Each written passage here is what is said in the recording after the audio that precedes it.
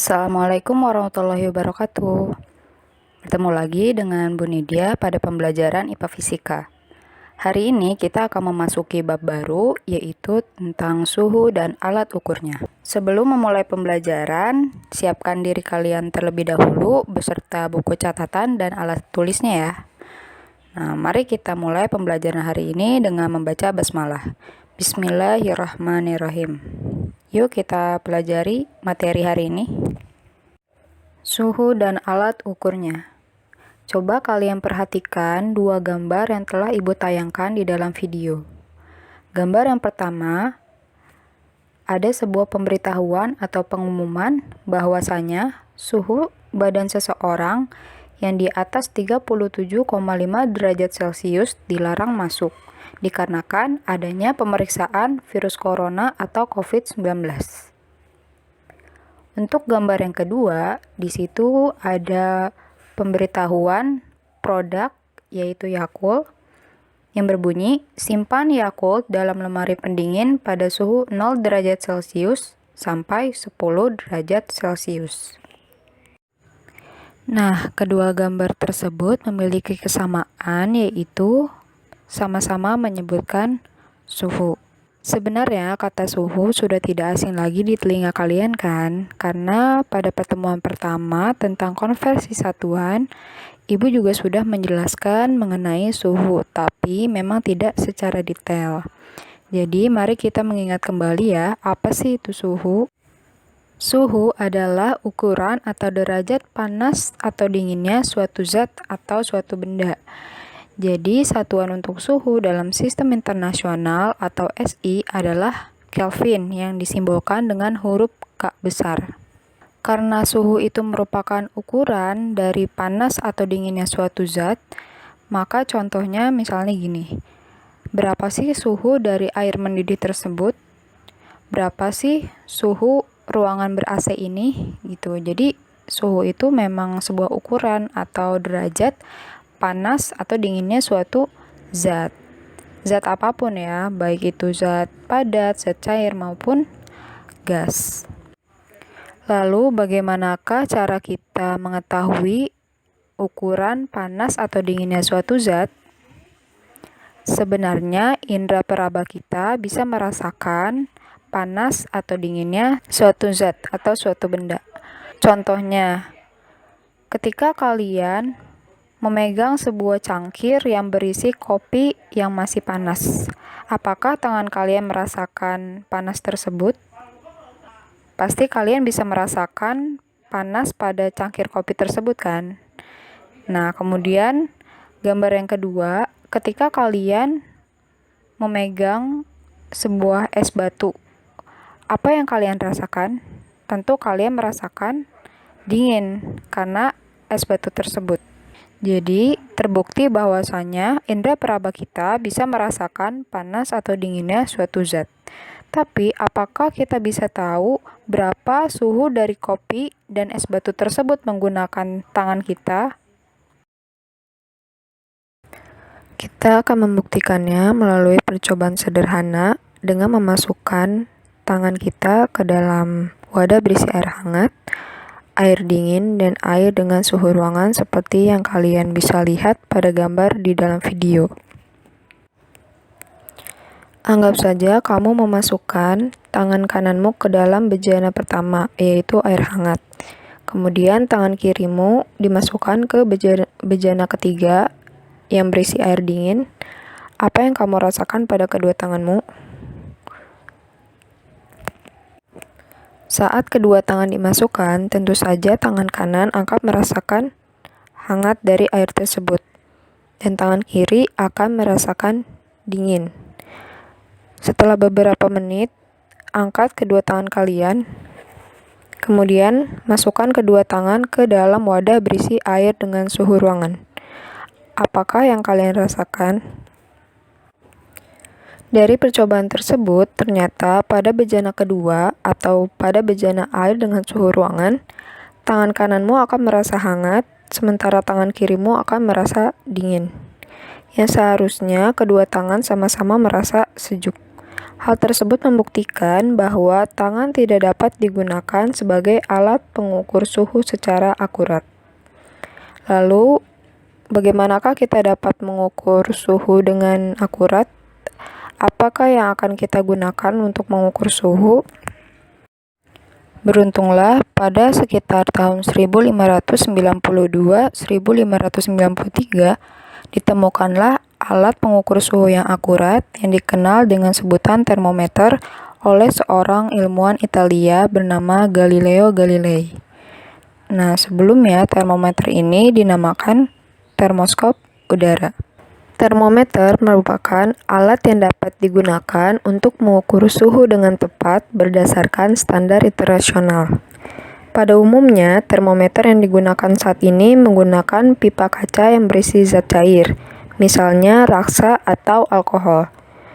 Jika mengalami kenaikan suhu, zat cair akan memuai. Selain itu, termometer ada juga yang terbuat dari bahan padat dan gas. Macam-macam atau jenis-jenis termometer berdasarkan bahannya akan ditampilkan pada slide berikut.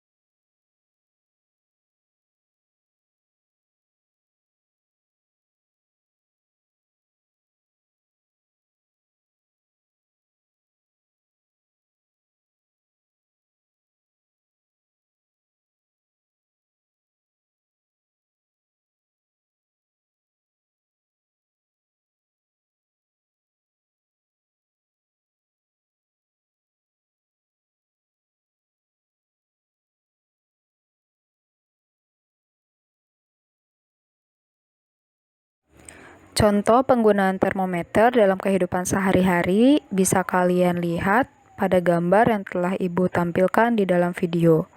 Nah, di situ terdapat 3 buah gambar ya. Gambar yang pertama yaitu ada seorang dokter yang sedang mengecek suhu tubuh anak perempuan tersebut.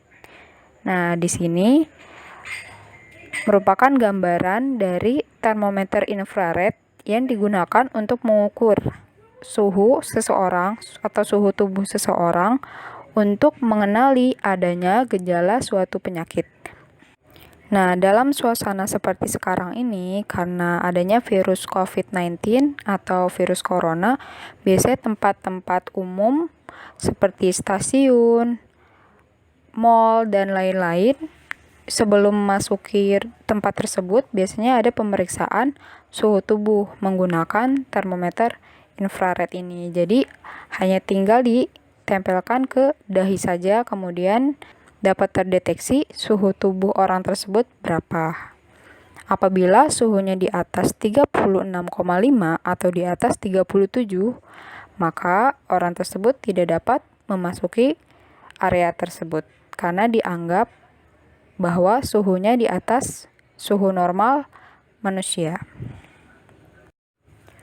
Untuk gambar yang kedua, ada seseorang yang sedang berbaring di tempat tidur. Nah, ceritanya di sini ada seseorang yang sedang demam dan akan diukur suhunya menggunakan termometer klinis. Jadi, termometer klinis biasanya digunakan untuk mengukur suhu tubuh saat demam. Selain di mulut, biasanya termometer klinis ini bisa juga ditempatkan di area ketiak untuk mengetahui apakah suhu tubuh seseorang tersebut naik atau turun. Biasanya kalau saat demam, suhu tubuhnya akan naik melebihi suhu normal manusia, yaitu 36,5 derajat Celcius. Untuk contoh penggunaan termometer yang ketiga, seperti yang kalian bisa lihat di gambar yang ketiga, ada termometer laboratorium yang dimasukkan ke dalam sebuah wadah berisi air atau berisi larutan zat cair. Nah, biasanya termometer laboratorium ini digunakan untuk mengukur suhu suatu larutan zat cair. Untuk mengingat kembali mengenai skala pada besaran suhu, seperti yang telah Ibu jelaskan pada pertemuan yang pertama, yaitu tentang besaran, satuan, dan pengukuran. Jadi, di dalam suhu itu terdapat bermacam-macam skala. Ada Celcius, ada Reaumur, ada Fahrenheit, dan ada Kelvin. Nah, Celcius itu biasanya disimbolkan dengan huruf C besar, Reaumur disimbolkan dengan huruf R besar, Fahrenheit disimbolkan dengan huruf F besar, dan Kelvin disimbolkan dengan huruf K besar. Nah, di sini di gambar kalian bisa lihat di situ ada titik tetap bawah, jumlah skala, dan titik tetap atas. Pada suhu dengan skala derajat Celcius, titik tetap bawahnya itu berada pada 0 derajat Celcius. Sementara titik tetap atasnya itu berada pada titik 100 derajat Celcius. Jadi kalau ditanya berapakah titik lebur atau titik tetap bawah skala Celcius, maka jawabannya adalah 0 derajat Celcius. Sementara titik didihnya pada derajat Celcius yaitu 100 derajat Celcius. Begitu juga untuk yang Reaumur, titik tetap bawahnya yaitu 0 derajat Reaumur, dan untuk titik tetap atasnya yaitu 80 derajat Reaumur. Begitu juga untuk yang Fahrenheit dan Kelvin, kalian bisa lihat sendiri pada gambar yang telah Ibu tampilkan di dalam video. Cukup sekian penjelasan mengenai materi pada hari ini. Semoga bermanfaat dan kalian dapat memahaminya dengan baik. Assalamualaikum warahmatullahi wabarakatuh. Sampai bertemu di pertemuan selanjutnya.